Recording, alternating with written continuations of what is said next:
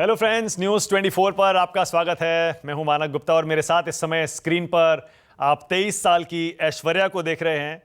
ऐश्वर्या की सबसे खास बात यह है, एक नहीं दो खास बात हैं। जो पहली खास बात है जिसकी चर्चा आजकल पूरी दुनिया में हो रही है, सिर्फ हिंदुस्तान ही नहीं, वो ये कि इन्होंने सिविल सर्विसेज एग्जाम 2019 पिछले साल का क्रैक किया है और पहली बार में, पहले अटेम्प्ट में, और इनकी रैंक आई है 93।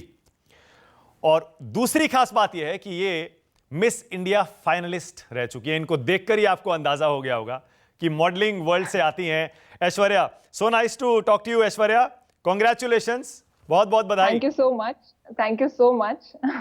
आजकल तो हर तरफ से बधाइयां ही बधाइयां मिल रही हैं आपको, एक तीर से दो निशाने। जी, जितनी दुआएं, जितनी सम्मान, जितना प्यार मुझे पूरे देश से मिला है, मैं सही में इतना एक्सपेक्ट नहीं कर रही थी। आप 23 साल की जैसी बातें आप करती हैं, समझदारी वाली, 23 साल की आप लगती नहीं है ऐश्वर्या। अब उसका तो मैं क्या बताऊं, लेकिन ये है कि जितना मैंने अभी अपने सो कॉल्ड बैकग्राउंड में एक्सपीरियंस गेन किया है, आई थिंक मे बी उसका असर है। एग्जैक्टली। अच्छा, मैं आपकी स्टोरी सुनना चाहता हूं क्योंकि मैं चाहता हूं जितने भी यंगस्टर्स आपको देखें वो इंस्पायर हों। बहुत सारे लोग सोचते हैं कि अगर आप पढ़ाई में जाते हैं तो सिर्फ पढ़ाई करनी पड़ती है। आपने पढ़ाई भी की, आपने अपना पैशन मॉडलिंग भी फॉलो किया, आपने दोनों जगह झंडा फहराया अपना। तो ये कैसे किया आपने, बैलेंस कैसे किया, मॉडलिंग भी किया और यूपीएससी के लिए तैयारी भी की? जी देखिए, जब लोग मेरी स्टोरी सुनते हैं तो वो एक बहुत ही कंट्रास्टिंग पिक्चर दिखाती है कि पहले मॉडलिंग, फिर उसके बाद पढ़ाई, उससे पहले भी स्टूडियस बच्ची थी मैं। लेकिन वो ये नहीं समझते कि इस सब के पीछे जो बेसिक मेरा वैल्यू सिस्टम है, जो मुझे मेरे परिवार से संस्कार मिले हैं, वो सेम है। तो मैं किसी भी फील्ड में जाऊं, कुछ भी करूं, अल्टीमेट एम है कि पूरे डेडिकेशन के साथ, पूरे डिसिप्लिन के साथ करूं। एंड क्योंकि मेरा डिफेंस बैकग्राउंड है, तो ये पूरा जो आइडिया है सर्विस बिफोर सेल्फ का, ये मुझे बचपन से सिखाया गया है। तो मैं जो भी काम करती हूँ मैं पूरा दिल लगा के करती हूँ। और आई थिंक जब आप अपना 100% देते हैं तो आपको रिजल्ट जरूर मिलता है। आज नहीं तो कल आपको जरूर रिजल्ट मिलता है। अच्छा, तो पैशन आपका क्या था? आपका पैशन मॉडलिंग था या फिर आपका पैशन सिविल सर्विसेज में जाना था? देखिए मानक जी, बचपन से मेरा ड्रीम था कि मैं सिविल सर्वेंट बनूं, एक देश के लिए काम करूं, लोगों के लिए काम करूं, देश की सेवा करूं। एंड मॉडलिंग ऐसा हुआ कि मेरा नाम, क्योंकि मेरी मम्मी ने ऐश्वर्या राय के नाम पे रखा था, बचपन से वो चाहती थी कि मैं पार्टिसिपेट करूं मिस इंडिया पैजेंट में, मॉडलिंग में अपना नाम कमाऊं। तो जब मुझे मौका मिला, जब मैं कॉलेज में गई एंड वहाँ पे पढ़ाई का इतना प्रेशर थोड़ा कम हुआ, जब मुझे मौका मिला कि मैं और चीज़ों में पार्टिसिपेट कर सकती हूँ, तो मैंने उस मौके का फ़ायदा उठाया। एंड जैसे जैसे ऑफर आते गए, मैं अपने टाइम के अकॉर्डिंग बैलेंस करती गई उनको पढ़ाई के साथ। कभी मैंने अपनी पढ़ाई पे कॉम्प्रोमाइज़ नहीं किया, बट जो जो अपॉर्चुनिटीज़ मेरे दरवाजे पे आती गई, मैं उनको लेती गई। मतलब माँ का सपना भी पूरा किया, मिस इंडिया फाइनलिस्ट बन के, और अपना पैशन भी पूरा कर लिया। 93 रैंक, बताइए, दो दो सपने पूरे किए, माँ का भी और अपना भी। इसका मतलब एक्स्ट्रॉर्डिनरीली आप टैलेंटेड हैं, ये तो दुनिया मान रही है अब। लेकिन जी, हाँ, मैं ये एक चीज कहना चाहूंगी कि ये कोई भी कर सकता है। सिर्फ आपको एक डिसिप्लिन अप्रोच चाहिए एंड हार्ड वर्क के साथ स्मार्ट वर्क भी चाहिए। तो अगर आप प्रॉपरली प्लान करें, प्रॉपरली अपनी लाइफ बैलेंस करें, तो आप हर चीज के लिए समय निकाल सकते हैं। हाँ। अच्छा, ये जो एग्जाम हुआ आपका अभी, जो आपने क्लियर किया लास्ट ईयर, जी, उसमें उसमें कोई सवाल याद है जो सबसे मुश्किल सवाल लगा हो आपको, और आपको आप श्योर नहीं हो और बाद में लगा हो कि नहीं, थैंक गॉड सही जवाब था? वैसे तो हर स्टेज पे पहले प्रीलिम्स होता है, उसमें भी कई सवाल थे जो नहीं आए, कई सवाल थे जिनमें डाउट्स थे। तो अभी मेरे मार्क्स तो आए नहीं हैं, बट मैं ये कहूंगी कि बहुत सारे सवाल होते हैं, ये इतना बड़ा एग्जाम है, इतना बड़ा सिलेबस है, तो एक आधा सवाल तो हमेशा ही ऐसा होता है जिसमें आपको डाउट होता है। तो मेंस के अंदर भी दो तीन सवाल ऐसे थे जिनमें मुझे डाउट थे, लेकिन उसका सिंपल सा एक है कि आप उसे, उस सवाल को उतना ही समय दें जितना वो डिजर्व करता है और आगे बढ़ जाएं, हाँ। ताकि एटलीस्ट बाकी सवालों के लिए आपके पास पूरा टाइम अब हो। मैंने ये सवाल तो आपसे टाइम इसलिए पूछा, प्लानिंग बहुत हाँ, क्रूशियल है। मैंने आपसे ये सवाल इसलिए पूछा क्योंकि एक तरह के सवाल आते हैं इस तरह के एग्जाम में, यूपीएससी एग्जाम में, और एक आपकी वो परीक्षा हुई थी जब आप मिस इंडिया फाइनलिस्ट बनी थी, वहां भी सवाल पूछे जाते हैं, टेस्ट किया जाता है कि आपका आईक्यू लेवल जी, कैसा है वहां और पर आप क्या भी सोचती हैं। तो उस तरह के इंटरव्यू होता है। वो सवाल और ये सवाल दोनों में फर्क है या सेम लगे आपको? जी, दोनों में ही एक विजन चाहिए होती है। जब आप मिस इंडिया में जाते हैं तब भी आपको अपने देश को रिप्रेजेंट करना होता है आगे जाकर इंटरनेशनल प्लेटफॉर्म पे। तो वहां भी एक विजन चाहिए होती है कि आपका आगे का प्लान क्या होगा, क्योंकि you have to put your best foot forward. You are representing your country, आप अपने देश को रिप्रेजेंट करने जाएंगे। तो जब मैं उसकी तैयारी कर रही थी तब भी मैंने एक विजन अपना रखा था। तब भी मेरा beauty with a purpose project था एक प्रॉपर, जिसके लिए मुझे टाइटल भी मिला। एंड वो प्रोजेक्ट था चिल्ड्रन के एजुकेशन पे, चाइल्ड एजुकेशन, विमेन एम्पावरमेंट पे। एंड सिमिलरली आज जब मैं सिविल सर्वेंट बनना चाहती हूँ तब भी मेरी प्रायोरिटी यही रहेगी। बताइए, आपका ऐश्वर्या राय के नाम पर आपका नाम रख दिया गया, वो पूरी कहानी डिटेल में जरा बताइए, क्या हुआ था, कैसे हुआ था? देखिए, कहानी तो बहुत सिंपल सी है कि जब मेरा जन्म हुआ 1997 में, तो ऐश्वर्या राय को मिस इंडिया मिस वर्ल्ड बने हुए काफी टाइम नहीं हुआ था। 1994 में वो बनी थी। हाँ। एंड मेरी मदर का हमेशा से ये ड्रीम था कि अगर मेरी बेटी होगी तो वो भी पार्टिसिपेट करेगी। एंड बस यही था कि इसलिए मेरा नाम भी ऐश्वर्या रखा गया। एंड बस तो उसके बाद ऐश्वर्या, से तो अब तो मेरे आपके मन में भी इच्छा थी, आपके माँ के मन में, कि कभी ऐश्वर्या राय से मुलाकात करनी है? अब तो कर पाएंगी आप, अब तो आपने यूपीएससी क्रैक कर लिया। देखते हैं, वो तो मौका अभी मुझे मिला नहीं। But she is definitely an inspiration for so many women. पर आपको उन्होंने भी दुख नहीं बहुत होगा कि काम अब किया है आपको अपनी मॉडलिंग फील्ड में। छोड़ना पड़ेगा, या आपकी माँ को दुख जी होगा? देखिए, जी फिलहाल तो मैं इतना खुश हूँ कि मेरा जो लाइफ का एक ड्रीम था वो आज मैं अचीव कर पाई हूँ। तो दुख तो मुझे किसी बात का नहीं है। हाँ, ये है कि मॉडलिंग मेरी हॉबी थी एंड मैंने कुछ दिन तक की, जब तक मैं उसको एंजॉय करती रही। But at the same time जो आपका अल्टीमेट काम है वही आपका पैशन होता है। तो अब मेरा काम है कि देश की सेवा करूं, अपने जो भी सर्विस मुझे मिले उसे ज्वाइन करके अच्छे से ट्रेनिंग लूं और लोगों के लिए जितना हो सके उतना नहीं तो कंट्रीब्यूट करूं। माँ नहीं नाराज हो जाएंगी? वो बोलेंगी अब तूने यूपीएससी क्रैक कर लिया बेटा, अब तू मॉडल कैसे बनेगी? नहीं नहीं, ऐसा कुछ नहीं है। मम्मा तो हमेशा से मैं जो भी करना चाहती हूँ उसमें सपोर्टिव है। ऐसा कोई प्रेशर नहीं था मुझ पे कि आपको पार्टिसिपेट करना ही है। लेकिन ये था कि उनका एक सपना था, वो मैंने पार्टिसिपेट किया।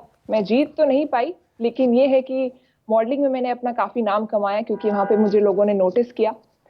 तो I think she would be happy. वो I miss hope India, she would be miss happy. India का जो कॉन्टेस्ट का पेजेंट का फाइनल था, वो याद है आपको? और दुख तो आज भी होता होगा कि जीत सकती थी, शायद कुछ अलग होता तो, क्यों नहीं जीत पाई? माँ जरूर कहती होगी काश जीत जाती।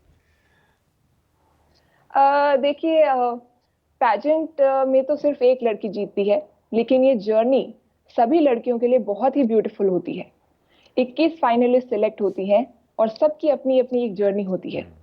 एंड ये एक ऐसा कंपटीशन है जो ना सिर्फ आपको एक क्राउन दिलाता है, बल्कि जो नहीं जीतते उनको भी एक बहुत बड़ा ये प्लेटफॉर्म है जो उन्हें कॉन्फिडेंस देता है कि जिस भी फील्ड में वो जाएं वो कॉन्फिडेंस उनको झलकता है। तो अगर मैं आज एक सिविल सर्वेंट बनने वाली हूँ या मैंने यूपीएससी का इंटरव्यू दिया, तो कहीं ना कहीं वो जो कॉन्फिडेंस मैंने अपने पैजेंट डेज में सीखा था, जो सेल्फ कॉन्फिडेंस, सेल्फ बिलीव वाली जो वैल्यूज जो मेरे साथ थी, वो कहीं ना कहीं तो काम आई ही। अच्छा, और यूपीएससी रिटन क्लियर करने के बाद जो इंटरव्यू है वो? तो यूपीएससी मैंने मेंस का जब रिजल्ट आया उसके बाद बहुत से लोग अलग अलग मॉक इंटरव्यूज देते हैं। तो मेरे भी मन में आया कि शायद मैं मॉक इंटरव्यू दूं। मैंने एक मॉक इंटरव्यू दिया, लेकिन उन्होंने मुझे बोला कि आप और इंटरव्यूज मत दीजिए, आप ओरिजिनल रहिए, क्योंकि आप जैसी हैं ठीक हैं, कुछ चेंज करने की जरूरत नहीं है। हाँ। तो उसकी भी तैयारी मैंने एक तरह से पूरी घर पे ही की। तो आप समझ लीजिए कि मेरी पूरी यूपीएससी जर्नी मैंने अपने घर पे बैठ के ही की है। एंड आई थिंक एक बहुत स्ट्रॉन्ग मैसेज जाता है कि यूपीएससी एक ऐसा एग्जाम है जिसको आप दुनिया के या आई वुड से देश के किसी भी कोने में बैठ के आप तैयारी कर सकते हैं। ये इतना इंक्लूसिव एग्जाम है कि हर क्षेत्र से, हर जगह के लोग किसी भी घर के लोग इसमें पार्टिसिपेट कर सकते हैं, ये एग्जाम दे सकते हैं एंड इसमें सफलता भी ला सकते हैं। और ये इंटरव्यू कैसा होता है, जो रिटन क्लियर मेंस क्लियर करने के बाद जो इंटरव्यू होता है, आपका क्या असेसमेंट है, कैसा होता है ये इंटरव्यू, उसमें क्या जांचने की कोशिश होती है? देखिए, यूपीएससी का interview is called a personality test.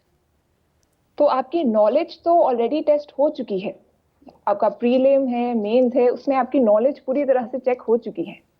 Interview का मेन मकसद होता है कि जो आदमी सिविल सर्वेंट बनना चाहता है, क्या वो उसके लायक है, क्या उसकी पर्सनैलिटी उसके लायक है, क्या उसमें वो वैल्यूज हैं, इंटीग्रिटी, कंपैशन, करेज, डिटर्मिनेशन, देश के लिए कुछ करने के लिए, वो उसकी वैल्यूज अगर उसमें दिखती हैं, मतलब पैनल को अगर लगता है कि उस आदमी में वो वैल्यूज हैं, तो डेफिनेटली आप सिलेक्ट होते हैं, आप अच्छे नंबर लाते हैं। बाकी तो मेरे मार्क्स अभी आएंगे तो उसी से पता चलेगा कि मैंने इंटरव्यू में कैसा किया। बट मैं बहुत खुश थी जब मैं इंटरव्यू हॉल से बाहर आई। पैनल बहुत ही ज़्यादा कोऑपरेटिव थे एंड उन्होंने मेरे को बहुत कंफर्टेबल फील कराया। लेकिन मैं फिर से वही पूछूंगा जैसे मैंने पूछा था अभी, कोई सवाल इंटरव्यू का जो थोड़ा टेढ़ा सवाल हो, उन्होंने ट्रिक क्वेश्चन कोई पूछा हो?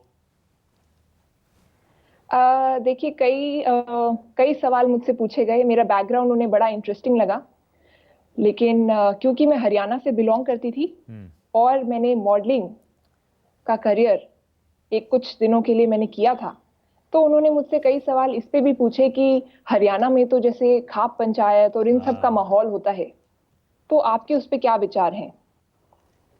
तो एक सवाल तो मुझसे ये पूछा गया।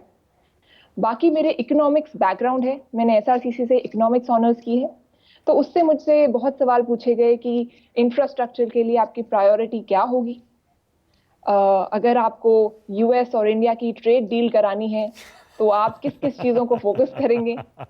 तो इस तरह के कई सवाल मुझसे पूछे गए। एजुकेशन पॉलिसी पे मुझसे बहुत सवाल पूछे गए कि अगर आपको एचआरडी मिनिस्टर बना दें तो आप कैसे एजुकेशन पॉलिसी को पूरा फ्रेम करेंगी।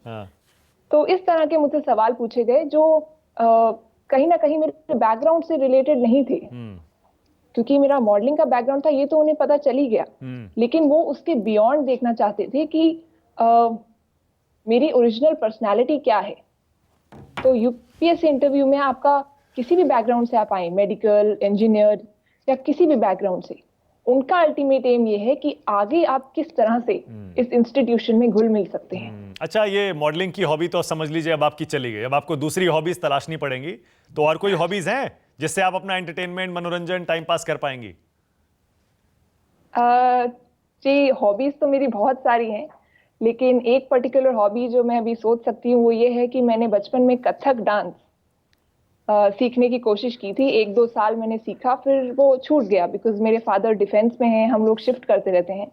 तो अगर कभी मौका मिला तो मैं वो जरूर ट्रेनिंग पूरी करना चाहूंगी क्लासिकल इंडियन डांस की। और फिल्में वगैरह देखती हैं? जी, फिल्में तो मैं देखती हूँ। बहुत ज्यादा तो नहीं देख पाती, बट देखती जरूर हूँ। कोई फेवरेट फिल्म, कोई एक्टर, एक्ट्रेस, कुछ शेयर करना चाहें आप? फेवरेट फिल्म मेरी, अगर आप बॉलीवुड की बात करें तो मेरी फेवरेट फिल्म 3 इडियट्स है। बहुत सालों से मुझे ये फिल्म इतनी पसंद है, जब भी ये टीवी पे आती है मैं जरूर देखती हूँ, बिकॉज ऑल इज वेल का जो फंडा है, आई थिंक वो सब सिचुएशंस के लिए वैलिड है। Okay, alright. शायद आपने उसको अपनी जिंदगी में उतार लिया है, इसीलिए आप बहुत कूल और काम दिखाई देती हैं। गाने वाने का शौक है आपको, ऐश्वर्या? गाने सुनने का शौक है। बाकी मेरी आवाज तो इतनी सुरीली तो नहीं है कि मैं अच्छे से गा पाऊं, लेकिन हाँ, गाने मुझे बहुत अच्छे लगते हैं। किशोर कुमार के गाने बहुत अच्छे लगते हैं, तो कुछ गुनगुना दीजिए, कोई भी गाना जो आपको पसंद हो, जो आपको याद आता हो, कुछ भी, एनीथिंग। अभी इस मोमेंट के लिए तो मेरे दिमाग में एक ही गाना आ रहा है, तो वो मैं कोशिश करती हूँ। आने वाला पल जाने वाला है, हो सके तो इसमें जिंदगी बिता दो, पल जो ये जाने वाला है। क्या बात है, बहुत बढ़िया। Multi talented thank you Aishwarya, thank you so much and good luck. News 24 पर से बातचीत करने के लिए बहुत बहुत धन्यवाद। Thank you thanks so and much. Good luck Aishwarya. नमस्कार, मैं हूं मानक गुप्ता। अगर आपको हमारा ये वीडियो पसंद आया हो तो इसे लाइक और शेयर जरूर करें, और हां, हमें सब्सक्राइब और फॉलो करना ना भूलें ताकि आप देश और दुनिया की कोई खबर मिस ना करें। तो जुड़े रहिए हमारे साथ और देखते रहिए न्यूज़ 24।